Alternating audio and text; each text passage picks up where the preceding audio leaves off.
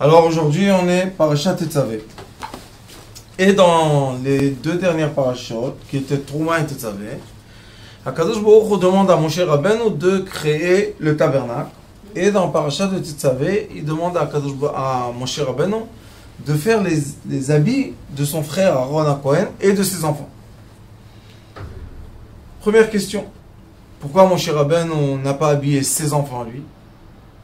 Et pourquoi il habille les enfants de Aaron? Et après, jusqu'à la fin de toutes les générations, les enfants d'Aaron HaKohen, les Kohanim, ne bougent pas. S'ils sont pieux ou pas, ils restent Kohen. Mais Moshe Rabbeinu, on n'a plus les traces. C'est une grande question. La réponse est dans la paracha. Il est écrit comme ça.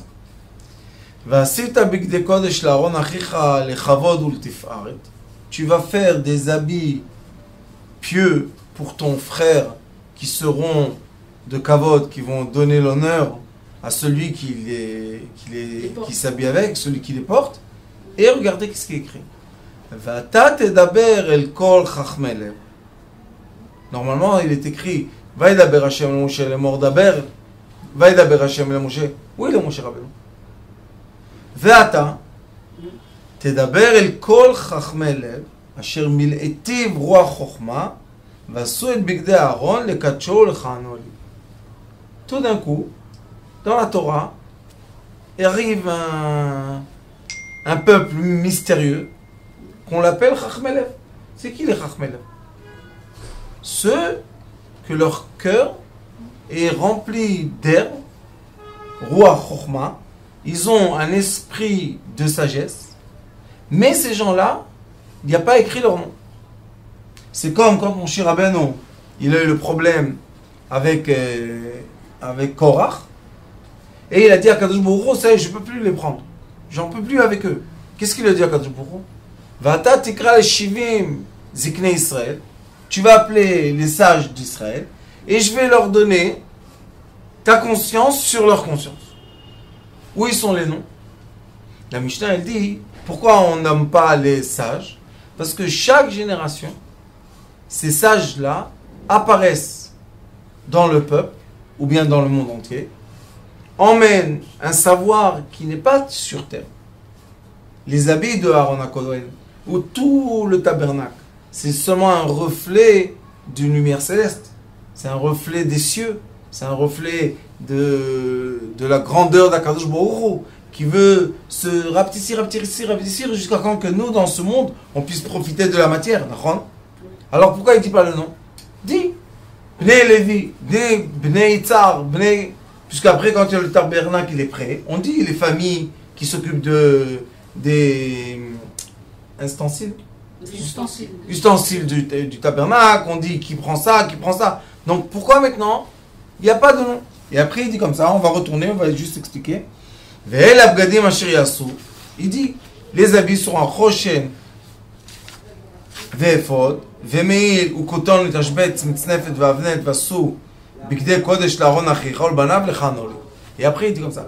Ve'hem ikru et hazav, ve'et atchelet ve'et ha'argaman, ve'et tolat hashani, ve'et hashesh, ve'asu et ha'ephod zav tchelet ha'argaman. Pourquoi tout le temps eux? Et eux, ils vont faire. Et eux, qui c'est eux? Qui sont? Rachid dit, Ve'em ikru, eux, ils vont prendre. Otam chachmei lev, les mêmes sages, shiasu bgadim, yekablu mitnadvim et hazav, et atchelet lasot mihen et abgadim. Ça sera les mêmes sages qui vont faire les habits de Aaron HaKohen. Donc on voit que quand on suit la paracha, ces gens-là apparaissent encore une fois dans la paracha. Et non seulement qu'ils apparaissent dans la paracha, Akadosh Baruch Hu dit à Moshe Rabbeinu, donne dans leurs mains l'or, donne dans leurs mains tous les fils très très très chers, donne toute la richesse dans leurs mains. Et eux, ils vont s'occuper des habits de Aaron. Pourquoi qu'ils ne volent pas? Mais quand on est riche, on ne vole pas normalement. Ils ne sont pas riches. Mais ils ont tout. Non. Il leur a dit, donne-leur dans leurs mains l'or que le peuple d'Israël va emmener pour faire tout ça. Qui ils sont? Qui témoignent? D'où on les connaît? Il n'y a aucun nom. Quoi? D'où ils sont venus ça? Maintenant, c'est une question qui est un peu philosophique, on va dire. Mais la vérité est comme ça. Les gens, les Bnei Yosef, ils n'ont pas besoin de leur nom. Pourquoi? Parce que eux, les Bnei Yosef, quand ils viennent du monde céleste, ils viennent avec un message qui est très fort dans la lumière. Les enfants indigo, cristal, etc. Maintenant, quand ils viennent avec le message, ils ne viennent pas avec un message de matière. Ils viennent avec un message de lumière. Donc ces gens-là, même si tu leur donnes dans la main des diamants, c'est pas leur problème. C'est pour ça qu'Akadosh Baruch Hu dit à Moshe Rabbeinu, Vaikrou li, avata tadaber el kol chachmei lev. Tu vas parler avec ceux qui ont un esprit de sagesse dans leur cœur. Non pas ceux-là qui doivent venir donner les corbanotes. Pourquoi? Parce qu'ils sont encore dans l'esprit animal, ils sont encore dans l'envie animale, ils sont encore dans les pulsions animales. Non. Maintenant, tu vas t'adresser aux gens qui travaillent avec leur cœur. Les gens qui sont plus élevés. Ces gens-là, c'est chachamim. Chokhma, c'est du côté droit. Lev, c'est bina, du côté gauche. Vekol, c'est au milieu. Il dit, tu vas prendre des gens qui sont arrivés au juste milieu, mais leur juste milieu est basé sur quoi? Il est basé sur leur force d'avoir été illuminés des cieux pour appliquer sur terre tout ce ils ont vu dans les cieux. Mais qui était dans les cieux? Moshe Rabbeinu, il était dans les cieux. Quand il est écrit qu'il est monté. Maintenant, Trouma Tetzavé, il est dans les cieux. Donc, quand lui, il était dans les cieux, Moshe Rabbeinu, qui est le sage des sages, en bas sur terre, il y avait des gens qui étaient illuminés par Moshe Rabbeinu. Le Zohar HaKadosh explique pourquoi Moshe Rabbeinu n'est pas rentré en terre d'Israël. Il méritait la terre d'Israël. Il a fait sortir le peuple d'Israël d'Égypte. 40 ans, il était le berger. Pourquoi? Pourquoi il ne rentre pas? La réponse est que si Moshe Rabbeinu serait rentré en terre d'Israël avec le peuple d'Israël, le Mashiach serait dévoilé, c'est fini, et c'est lui Mashiach. Maintenant, il y a le temps. Quel temps? Il doit passer tel et tel millier d'années, que chacun de nous puisse arriver sur terre, puisse utiliser la matière d'une façon qui est bien, qui est de plaisir, et chacun de nous qui utilise la matière à son plaisir, bon, Hachem, la matière s'élève avec nous. Donc si Moshe Rabbeinu serait venu, la matière ne serait pas élevée. Qu'est-ce qu'il a fait à Kadosh Baruch Hu? Il a retiré Moshe Rabbeinu. Horar, il l'a mis dans une montagne. Mais depuis, il est écrit dans Zohar HaKadosh que tous les sages qui avaient depuis Moshe Rabbeinu jusqu'à quand il vient Mashiach Tzidkenu, tous ces sages-là vont se multiplier. Ils seront quoi? Ils seront des étincelles de Moshe Rabbeinu. Ça veut dire que si on prend les sages de chaque génération, on les réunit tous ensemble, on a une âme qui s'appelle l'âme de Moshe Rabbeinu. C'est pour ça qu'ici il est écrit Ve'asita bigdei kodesh, tu vas toi, il s'est adressé à lui, Ve'asita bigdei kodesh le'aron achicha, tu vas faire des habits d'un prêtre, l'echvod u'l'taferet, ve'ata, et toi, tu vas parler avec tous les sages. Ve'asur et bigdei Aaron hakodesh. Alors qu'est-ce que tu veux? Qui va faire les habits? Ve'ata asita bigdei kodesh l'Aaron. Tu vas faire les habits de Aaron ton frère. Et après il est écrit Ve'asur et bigdei Aaron. Alors qui fait les habits à la fin? C'est Moshe Rabbeinu qui les fait? Ou c'est les sages qui les font? Les sages, non. Alors pourquoi il est écrit Ve'asita bigdei kodesh l'Aaron achicha? Tu vas faire les habits achicha ton frère. Et après,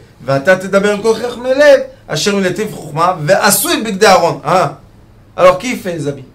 Peut-être que lui, il les dessine, ils disent comment il faut être et les autres les font. Non, c'est Militiv Chokhma. Akadosh Baruch Hu va les remplir de sagesse pour que eux, ils vont faire les choses exactement comme ça a été décrit dans les cieux. Ça veut dire qu'on peut, je dis ça très doucement, mais on peut dire que pas seul Moshe Rabbeinu était dans les cieux. Parce que si la Torah s'adresse à lui à faire les habits et à eux à faire des habits, ce sont les mêmes habits.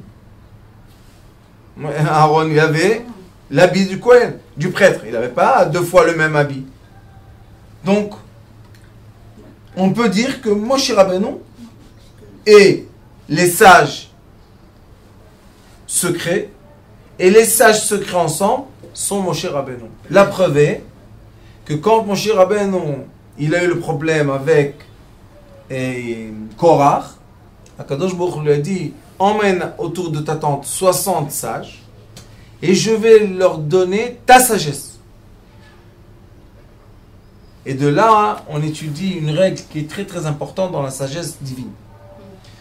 Dans la sagesse divine, il faut savoir que le sage qui reçoit la sagesse des cieux est un vrai sage seulement quand il est prêt à la partager et ne pas garder les secrets chez lui. Quand le sage garde les secrets chez lui et il n'est pas prêt à les partager avec les autres, ça veut dire que la sagesse qu'il a n'est pas une sagesse divine. Pourquoi elle n'est pas divine? Parce que si c'est une sagesse qui est venue de la matière, dans le monde, qu'est-ce qu'on peut faire? On utilise de l'encre, l'encre se finit. On utilise la sagesse céleste, la sagesse terrestre, elle se finit parce qu'elle est de terre. Mais celui qui a la sagesse céleste, on peut multiplier jusqu'à l'infini, elle se finira jamais. Donc c'est obligatoire, à la volonté de Dieu, c'est obligatoire qu'il plante dans chaque génération des sages qui sont connectés à la sagesse de la lumière de l'infini. Et ces sages-là veulent faire continuer la lumière dans chaque génération. Ces gens-là, ce sont les indigos. Seulement indigos. Pourquoi? Parce que d'après le trait de caractère d'un indigo, la seule chose qui l'intéresse, c'est de donner. Il est tout le temps à donner. Sauf son problème, c'est qu'il ne comprend pas qu'il doit aussi recevoir. Et si il ne comprend pas que tout ce qu'il donne, c'est ce qu'il reçoit, alors à un moment, il se vide. Et quand il se vide, il devient très désagréable. Donc nous, on a un rôle de les connecter aux sages. Aujourd'hui, j'ai parlé avec un père, je lui ai dit, écoute, ton fils est obligé d'avoir un maître. Il dit, pourquoi moi je ne peux pas être son maître? Je lui ai dit, parce que tu n'as pas sa sagesse. Il me dit, mais je suis son père. Je lui ai dit, ne te vexe pas. Ça ne veut pas dire que toi, tu n'es pas un bon père. Tu es un père magnifique. Mais lui, il a besoin d'un maître. Pourquoi? Parce que la sagesse, lumière, ne se transmet pas. Hein. Parce que tu es mon fils. La preuve qu'on voit que Moshe Rabbeinu, on ne voit pas ses enfants, Eliezer et Gershon. Mais Aaron, il est écrit, Aaron achicha, ou tiferet, Aaron ou le banav. Aaron et ses enfants. Donc, Aaron, c'est une autre sorte de sagesse. Quelle sagesse?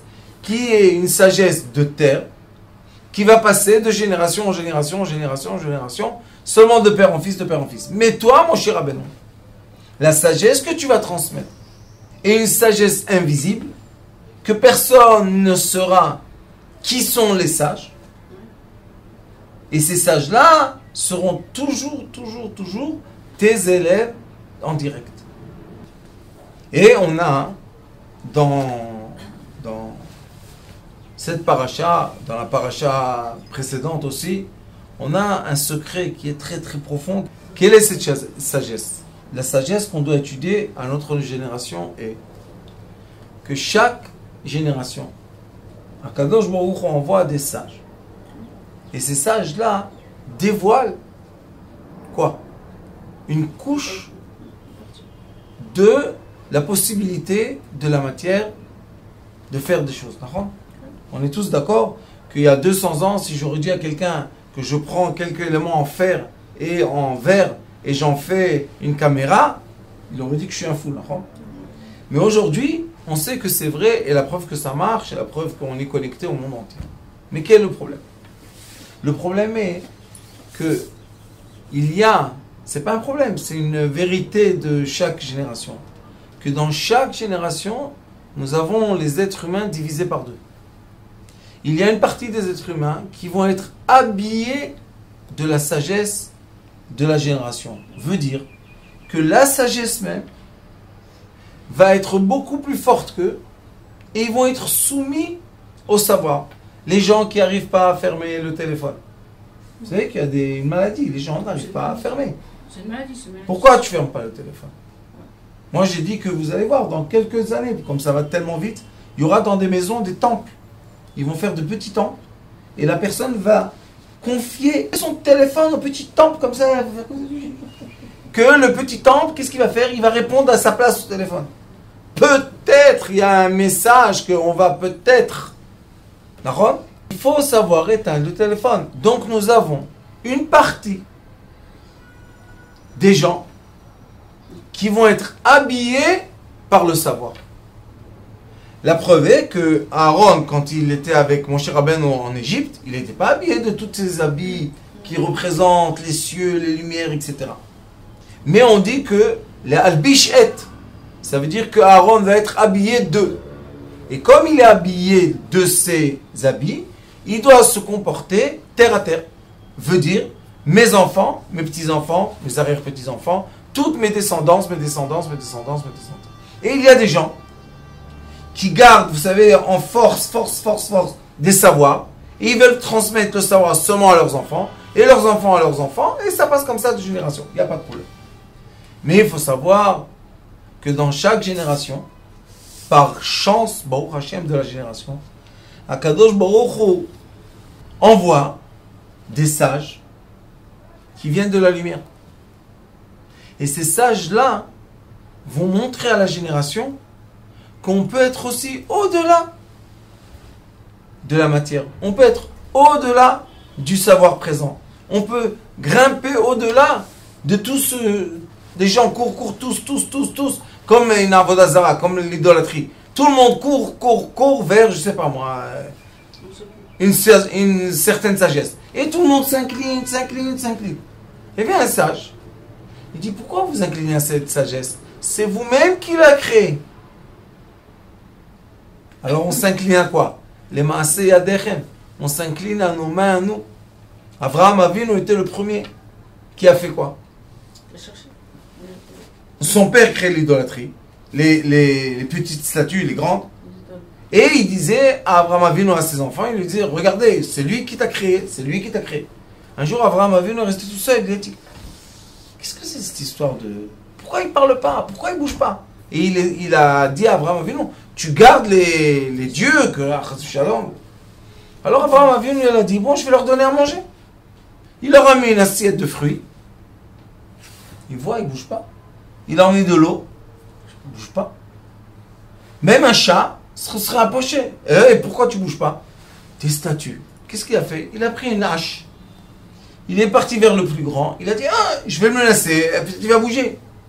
Personne ne bouge. Vous comprenez qu'Abraham Avinu a été élevé de la naissance, même avant la naissance, que les statues sont les dieux. C'est eux qui créent les êtres humains.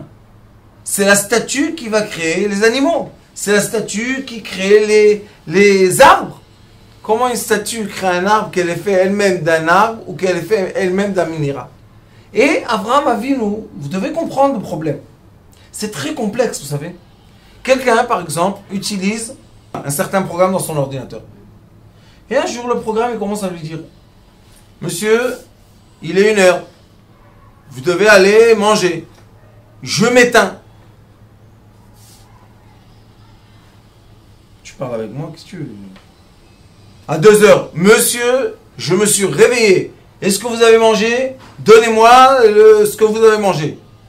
On lui rentre ce qu'on a mangé. Il dit, oh, vous avez abusé de 300 calories.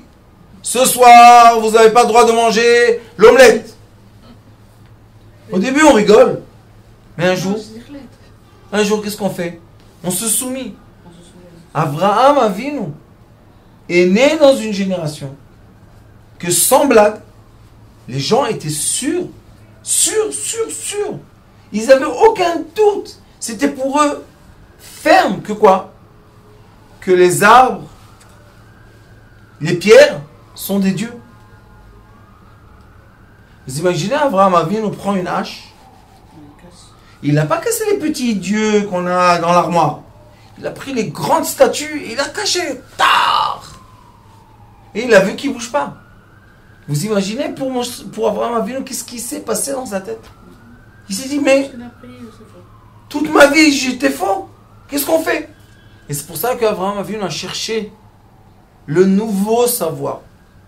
Moi, je pense que l'histoire d'Abraham Avinu avec les statues, c'est pas une histoire d'Abraham Avinu avant.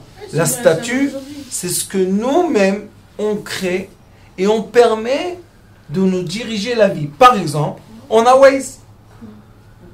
Les gens, les jeunes, moi je connais des gens qui ne savent pas conduire sans Waze. Ils ne savent pas conduire. Tu dis, tu rentres dans la voiture, Waze ne marche pas, il n'y a pas de problème. Tu conduis toi, moi je ne conduis pas. Pourquoi?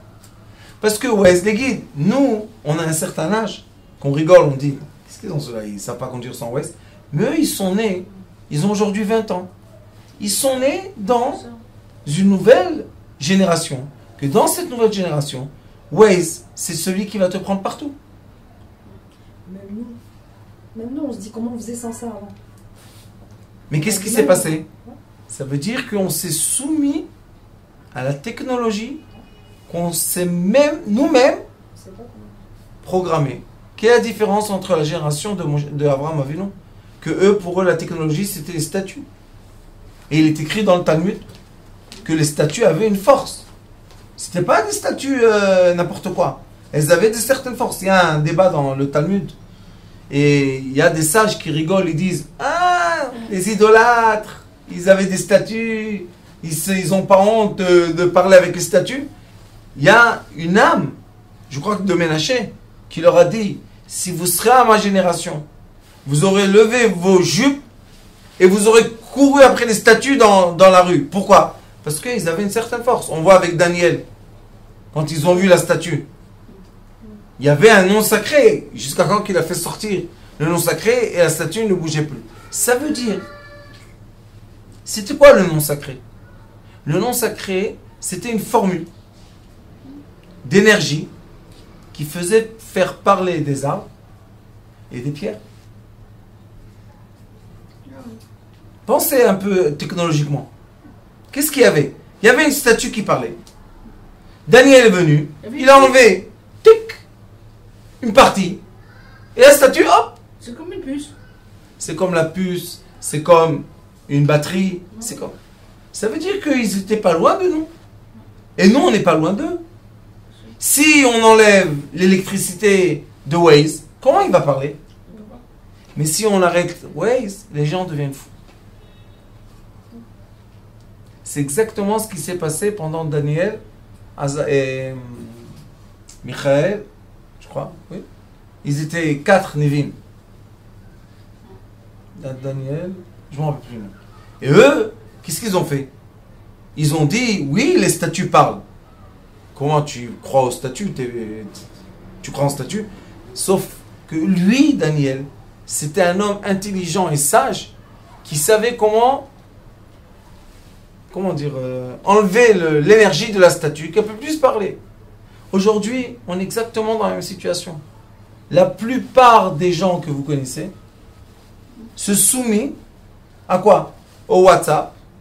Ils ont la banque dans leur appareil. Ils ont les prises de sang dans l'appareil. Ils ont tout dans l'appareil. Ils ont leur vie dans l'appareil. Après, on leur a dit, nouvelle technologie. Quelle technologie? Tout ton savoir, mais dans un nuage. Pourquoi ils ont appelé ça un nuage? C'est pas du tout un nuage. Ce sont des ordinateurs qui sont quelque part. Ça veut dire qu'il y a quelqu'un qui voit toute ta vie. Tu es complètement transparent. Non seulement tu es transparent. Quand ils ont commencé avec les téléphones intelligents, ils ont dit, dans chaque téléphone, il y a une puce. Même que tu fermes le téléphone, elle continue à t'enregistrer et te filmer. Et les gens continuent à acheter. C'est vrai. Quand c'est fermé, continue à enregistrer. Oui, parce que quand tu l'ouvres et tu ouvres Facebook, tout de suite Facebook te donne les envies que tu as dit, les paroles que tu as parlé. Il te donne. C'est quoi? Ça s'appelle l'intelligence artificielle. Mais l'intelligence artificielle est conditionnée comme un programme par les êtres humains. Mais la plupart des êtres humains sont soumis à l'intelligence artificielle. On y croit. Quand on va à la banque et le banquier nous dit Mais l'ordinateur, il ne permet pas de te donner encore 1000 shekels. Pourquoi moi l'ordinateur me permet... Et les gens, ah, excusez-moi, ils s'en vont. C'est quoi dire quoi? L'ordinateur ne me permet pas de prendre 1000 shekels? C'est comme dans le temps d'Abraham Avinu. La statue a dit, tu fais comme ça. Qu'est-ce qu'on peut faire? Donc, on est soumis à une technologie à chaque génération. Et cette technologie-là, malheureusement, elle fait... C'est un peu de l'idolâtrie de la génération. Pourquoi? Parce que les gens n'arrivent plus à vivre sans un petit ordinateur et un petit ordinateur. Même dans les avions, ils ont fait Wi-Fi. Pourquoi? Parce qu'ils ont vu que les gens insistent. Alors qu'est-ce qu'ils vont faire? La guerre avec les gens? Non. Ils ont mis Internet dans l'avion. Mais on sait que l'avion, c'est pas tellement bien pour Internet. Au moins, tu as quelques heures pour dormir. Dors. Il ne peut pas dormir. Pourquoi? Les informations. C'est incroyable ce qu'on nous montre. Est-ce que ce qu'on nous montre dans ce petit ordinateur, c'est du vrai? Non. On ne sait pas. Non, c'est pas. Parce que tout peut être modifié à l'image électronique. Donc beaucoup de gens, malheureusement, croient, vivent d'après des images électroniques qui ne sont pas du tout la vérité. Ce sont des choses qui ont été modifiées. Alors où est la vérité? La vérité est seulement dans la liberté. Seulement quand l'être est libre. On n'est plus libre. On est intoxiqué. Moi, Baruch Hashem, je suis libre. Non, vous J'ai êtes pas de libre. téléphone. Du tout. Ni petit, ni moyen, ni grand. Ni téléphone, ni banque, rien. J'ai pas de banque, j'ai rien du tout. Pourquoi? Parce que si on est soumis à tous ces systèmes, notre conscience n'arrive pas à penser librement. On n'arrive pas à être libre. Et le Ari Akadosh explique que la personne qui est un être, ça s'appelle Adam, la personne qui est un être est obligatoirement une personne libre. Si la personne ne peut pas être libre, elle est tout le temps soumise à des informations qui sont extérieures à lui, cette personne ne peut pas être un être. C'est qui l'être? Chachmei Lev. Les sages de la génération. Les sages, et vous savez, j'ai eu une vision il y a quelques mois, peut-être il y a un an. J'avais une vision comme ça parce que beaucoup les Américains parlent d'une onde qui va sortir du soleil. D'où ils savent qu'est-ce qui sort du soleil, cela? On ne sait pas. Mais eux, ils préparent des choses. Et ils disent que cette onde-là, quand elle va atteindre la Terre, n'empêche que toutes les ondes qui sortent du soleil atteignent la Terre en 8 minutes, mais ça ne lâche pas, qu'est-ce qu'elle a? Elle est au ralenti. Quand elle va atteindre la Terre, vous savez ce qu'elle va faire? Elle va effacer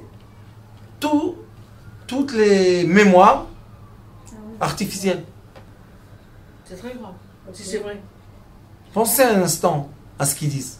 Et maintenant, ils n'arrêtent pas. Dans les informations, dans les sites internet, ils n'arrêtent pas. Vous savez, tout doucement, tout doucement. Et les gens, tout doucement, qu'est-ce qu'ils font? Ils se disent, oui, tout va être effacé. C'est-à-dire quoi, tout va être effacé? Allez à la banque si vous avez 500 000 shekels et dites à la banquière, je veux retirer l'argent pour l'emmener là-bas. Vous pouvez? On ne peut pas, en Israël, on ne peut pas retirer l'argent. Pourquoi? Tu veux retirer l'argent, tu nous dis où va l'argent. C'est quoi où va l'argent? Je veux brûler l'argent. Je fais ce... Non. Normalement. Mais il n'y a plus d'argent, Rabbanit. Il y a seulement des ordinateurs. Mais qu'est-ce qu'il y a dans l'ordinateur? À part de la lumière. Il n'y a rien du tout, c'est des lumières électroniques. En France, c'est des électrons. Tac, tac, tac, tac, tac. Donc, notre vérité a déjà été effacée. L'onde du soleil a déjà tout effacé, puisque on donne notre vie dans ces ordinateurs. Et ça, c'est ce qui est écrit ici. Mon cher Rabbeinu, toi, tu étais dans les cieux. Oui. Est-ce que tu as vu la lumière céleste? Oui. Cette lumière céleste a été projetée sur certaines personnes sur terre? Oui. Qui sont ces personnes? Invisibles. Ils n'ont pas d'identité. Pourquoi ils n'ont pas d'identité? Parce qu'ils n'ont aucun intérêt d'imprimer la terre. Eux, leur intérêt, c'est comme les rayons de lumière. Ils viennent sur terre, ils font du bien et ils retournent vers les cieux. Ils ne restent pas sur terre. Donc, nous avons dans chaque génération des sages qui n'ont pas d'identité. Quand vous dites sage, c'est quelle catégorie de personnes en fait? Les sages, c'est les gens qui sont libres. Que rien ne les tient dans rien. Ils sont conditionnés à rien du tout. Ça, c'est la vraie liberté. Ils n'ont aucune envie. Il y en a des comme ça. Il y a des gens qui n'ont aucune envie. Alors quand j'ai eu une vision il y a quelques mois, peut-être un an, je me suis dit que oui, l'onde va venir. Parce qu'eux, ils vont produire l'onde. Et ils vont tout simplement éteindre les ordinateurs. Qu'est-ce qu'ils vont faire? Ils vont tout simplement prendre les sources d'Internet, les immeubles où là-bas il y a les sources d'Internet, et hop, ils vont fermer l'électricité. Et qu'est-ce qui va se passer? On n'aura plus de compte en banque. On n'aura plus de coups patrolés, on n'aura plus... Et vous avez dit que les crédits resteront, parce qu'ils les mettront de côté, non? Si on Ah, a de l'argent à la banque. tout ce qu'on a en plus va s'effacer, tout ce qu'on a en moins, ils vont nous rappeler. Waouh. On peut pas faire tout en Mais même pensez temps. un peu, vous savez les photos. Les gens n'ont plus d'album de photos. C'est vrai, il y a plus. Quand tu vas aujourd'hui dans un magasin et tu dis imprime-moi une photo, tu dis ah c'est très très cher. Pourquoi c'est cher? Tu dis pourquoi tu as besoin? Mais dans l'ordinateur. Ouais. Mais dans l'ordinateur, je veux voir la photo, voir. Eh bien, regarde dans l'écran. Mais bientôt l'écran. Un jour, il va effacer. Qu'est-ce qu'on va faire? Vous savez pourquoi ils vont effacer tout ça? Parce qu'ils ont besoin d'effacer toute l'ancienne technologie pour emmener la nouvelle technologie. Ce sera des hologrammes. On n'aura pas besoin d'écran et de matière. Tout sera des lumières. Et ça va nous emmener à ce qui est écrit dans les prophètes. Les prophètes disent que le 7e millénaire sera un millénaire de lumière. Il n'y aura plus besoin de matière. On va tous passer. Et qu'est-ce qu'il fait Akadosh Baruch Hu? Comme le créateur du monde, il est gentil, il nous aime. Il nous prépare. Et qu'est-ce qu'il fait dans la tête des sages de chaque génération? Ils augmentent la technologie. Ils augmentent la technologie. Ils vont encore plus loin. Ils vont encore plus loin, plus loin, plus loin. Jusqu'à quand que l'être humain de la terre sera prêt au message du ciel. C'est quoi le 3e temple que tout le monde attend? Vous savez que dernièrement j'ai reçu des messages. Merci beaucoup à ceux qui m'envoient des messages. Les musulmans, je ne me rappelle plus comment s'appelle le rave des musulmans. Imam. Un imam et un curé. Dernièrement, ils m'envoient des messages. Priez pour nous. Si. Je leur dis, il n'y a pas de problème. Je prie pour vous. Est-ce que c'est interdit de prier pour eux? Non. C'est la création de Dieu. C'est des créations de Dieu. Comme moi, comme eux, quelle différence? Est-ce que quand il y aura le 3e temple, les gens qui sont non-juifs vont pas avoir un bénéfice comme les gens qui sont juifs? Bien sûr. La même chose. Le monde entier sera en bénéfice. Quand il y avait le temple du roi Salomon, vous savez que chaque matin, il avait 90 000 sages du monde entier qui venaient manger avec lui et entendre sa sagesse. Shlomo HaMelech. Mais aujourd'hui, on a des sites de sages. Et on voit sur une vidéo 1 million de gens qui ont vu. C'est pas un peu la même chose? Ça ressemble, d'accord?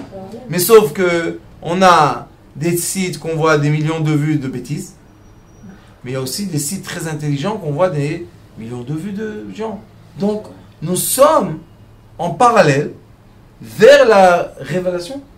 Vers la révélation, j'espère très proche, de cette beautiful lumière qui va illuminer la matière au degré de lumière de la matière. Je parle des trop difficile? J'essaie de concrétiser tout ça dans ma tête. Pourquoi abstrait? Tu le vis. Oui, C'est quoi ton appareil là que tu as? Qu'est-ce qui te projette? Quand il te donne, non. Quand il te donne des messages, qu'est-ce que tu vois? Des lumières. Ouais. Quand il te dit la prise de sang, qu'est-ce que tu vois? De la lumière. D'accord. Il n'y a pas un papier, il n'y a pas un rond. Oui. Quand maintenant il y a, vous savez, il y a plein d'applications. Il te dit ton battement du cœur, ton truc. Qu'est-ce qu'il fait? Il transforme tout en lumière. Ça veut dire que l'être humain est préparé à une sagesse lumière. On est d'accord ou pas? Les allogrammes, c'est déjà quelque chose qu'ils utilisent dans le cinéma, ils utilisent Walt Disney, Euro Disney. Il y a des choses qu'on montre, des grands festivals, des grandes choses, on utilise l'allogramme. On m'a dit que Tony Robbins, c'est un grand homme qui fait du coaching. On m'a dit que lui, il remplit 30 000 personnes. Et comme ils le veulent dans beaucoup d'endroits dans le monde, qu'est-ce qu'il a fait maintenant? Il y a des caméras qui le photographient en un endroit, en 3D, et il est projeté dans d'autres endroits, en hologramme, et on ne sait pas qui est le vrai. Qui est le vrai monsieur qui parle? Parce qu'on voit la même chose. Donc qui? C'est pas incroyable, Ravanit. C'est tout simplement nous préparer à quoi? Que le jour qu'on verra la lumière du troisième temple descendre du ciel comme une hologramme, on ne va pas être étonné. On va être prêt à ça. Mais qui va emmener cette lumière? Les sages qui sont au degré de la lumière. Et non pas les sages qui sont enveloppés de lumière. Et c'est pour ça qu'on dit El Kol Chachmei Lev. Il n'y a aucun nom. Qui ils sont, comment ils s'appellent, d'où ils viennent, de quelle tribu, on sait. Hein? Alors qu'est-ce qu'on voit? On voit qu'il y a les sages qui sont invisibles. Pourquoi ils sont invisibles? Parce que dans chaque génération, ils emmènent la technologie future de la génération. Et c'est pour ça qu'on ne peut pas leur donner de nom. Parce que si on les nomme d'un nom, ils vont être concrétisés. S'ils vont être concrétisés, c'est plus les sages de la lumière. Et eux-mêmes, ils ne veulent pas leur nom. Ils veulent rester inconnus. C'est pas qu'ils sont inconnus. Non, ils veulent rester inconnus. Ils veulent transmettre de la lumière sans être... Sans se dévoiler. Non, ils se dévoilent, mais sans que la lumière m'appartient à moi. La lumière appartient à vous. Parce que nous, les sages, hein, pas moi, disent, on est illuminés déjà. Une des plus belles conclusions qu'on a quand on étudie vraiment profondément la sagesse, on arrive, vous savez, c'est comme une montagne, on grimpe. Au sommet de la montagne, il y a 1 centimètre. Et on se pose la question, qu'est-ce qui se passe au sommet de la montagne? La plupart des gens deviennent indifférents des autres. Ils ont la haine vers les gens simples. Ils les aiment pas. Pourquoi? Parce qu'ils ne sont pas intelligents pour eux. Parce qu'ils sont simples. Mais de l'autre côté, il y a Moshe Rabbeinu. Moshe Rabbeinu, qu'est-ce qu'il faisait? Il s'inclinait vers la terre toujours. Il est monté dans les cieux. Il est arrivé le plus haut possible qu'un homme est arrivé. Et qu'est-ce qu'il a fait? Chaque fois, va épaule Moshe Alpanav. Chaque fois, il s'inclinait, il s'étalait sur la terre. Qu'est-ce qu'il voulait dire? Le but de la sagesse, le but du savoir, c'est illuminer la matière. C'est dévoiler dans la matière la lumière. Et ça, c'est l'essentiel, Baruch Hashem, de la sagesse qu'on a reçue de mon Rav, qui n'était pas connu. Moi, j'ai vu des milliers de gens le voir. Quand il est parti, il m'a dit, tu saches qu'à mon enterrement, il n'y aura presque pas de minyan, 10 personnes. Je dis, mon craint, ton enterrement, il n'y aura pas 10 personnes. Il m'a dit, tu verras. Et vraiment, on était 10 piles. Un qui aurait manqué, il n'y aurait pas Kaddish. Comment c'est possible? L'enterrement, la Shiva, personne. Aujourd'hui, Baruch Hashem, que la Iloula qu'on fait, c'est des centaines de personnes. Il y aura Bezrat Hashem des milliers, des dizaines de milliers, des centaines de milliers. Parce qu'eux, ils méritent. C'est une lumière. Il est écrit Chad Bedo. On voit au-dessus de sa tombe, on voit une lumière qui va juste au ciel comme ça, blanche. Et ça a été photographié. Donc, mais lui, rien du tout. On va dans le cimetière, une tombe comme tout le monde. Pourquoi? Je ne suis pas venu pour moi. Je suis venu pour vous. Sauf que vous allez voir que le comportement des gens avec Moshe Rabbeinu, quand il va descendre des cieux, qu'est-ce qui se passe? Ils ont fait la faute de quoi? Du veau d'or. Et ils commencent à faire la guerre avec Moshe Rabbeinu. Mais pourquoi vous faites la guerre avec Moshe Rabbeinu? Moshe Rabbeinu emmène la lumière des cieux. La seule raison est que dans la matière, il y a la lumière, l'air, le liquide et le solide. Et ceux qui sont dans le solide se battent avec la lumière. Pourquoi? Parce qu'ils sont dans deux polarités opposées. Donc, quand on écrit ici Vasita, Ata Moshe Rabbeinu, toi Moshe Rabbeinu, Bigde Kodesh La'aron Achicha, tu vas habiller ton frère. Comment tu vas l'habiller? De Kavod Vetiferet. C'est quoi Kavod? Qui c'est la Kavod? C'est le trône céleste. C'est quoi Tiferet? Tiferet, c'est le juste milieu entre Chesed et Gvura, d'accord? Il lui dit, toi, tu vas l'habiller, mais toi où tu seras? Toi, tu seras, qui c'est la Kavod Vetiferet, c'est Ve'ata tedaber el kol chachmei lev. Et maintenant, c'est toi qui vas parler aux sages. Où ils sont les sages? Si Moshe Rabbeinu il est au milieu, ils sont avec lui au milieu. Ve'kol, quand on dit kol, c'est toujours yesod. Yesod, c'est toujours au milieu. Chachmei lev, asher miletiv ruach chochma, ve'asu, bon la masia, et bigdei Aaron lekadsho lechano li. Alors, Bezrat Hashem, il ratzon que vraiment les sages de la génération, comme je vous ai dit beaucoup de fois, et ceux qui nous écoutent sur Internet, que j'ai un vœu de mon cœur de faire la réunion, les nations de lumière. Les nations lumière. Prendre une personne de chaque endroit. On a 189 pays qui nous écoutent. 189 pays. Les gens écoutent tous les cours, tous les mois. J'ai dit, pourquoi vous ne vous réveillez pas? Pourquoi on ne va pas unir les nations lumière? Et quand on va être unis, je pense qu'il y aura une très belle lumière qui va venir, qui va emmener avec elle quoi? La prochaine technologie. Qui va faire quoi? Qui va nous rapprocher à la vraie lumière céleste qui doit descendre sur terre. Baruch Adonai l'olam. Amen. Amen.